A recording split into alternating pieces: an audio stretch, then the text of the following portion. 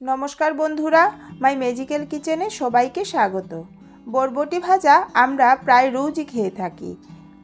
একটু অন্যভাবে যদি খেতে চাও তাহলে দেখে নাও পুরো ভিডিওটা, একটা লাইক করে দিও আর চ্যানেলটাকে সাবস্ক্রাইব করে দিও।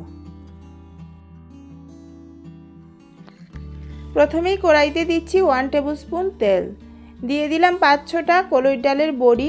লাল লাল করে বড়িগুলোকে ভেজে নেব লো টু মিডিয়াম ফ্লেমে। লাল হয়ে গেছে, তুলে নিচ্ছি একটা প্লেটে।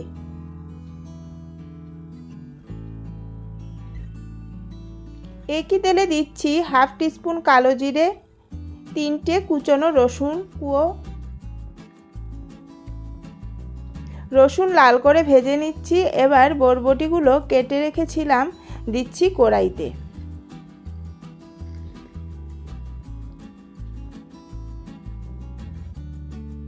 ওয়ান থার্ড টিস্পুন হলুদ গুঁড়ো, 1/2 টিস্পুন নুন, ভালো করে মিশিয়ে নিয়ে 7-8 মিনিটের জন্য ঢাকা দিয়ে রেখে দেব।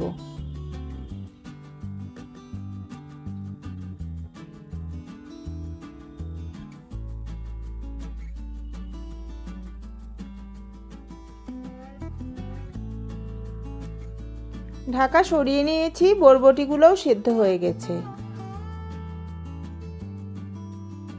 1/3 টিস্পুন লাল লঙ্কা গুঁড়ো, 1/4 টিস্পুন জিরে গুঁড়ো।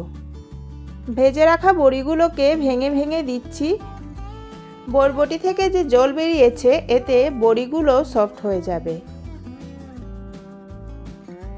এখন সব কিছু ভালো করে মিশিয়ে নিয়ে কিছুক্ষণ ভেজে ফ্লেম অফ করে নাও।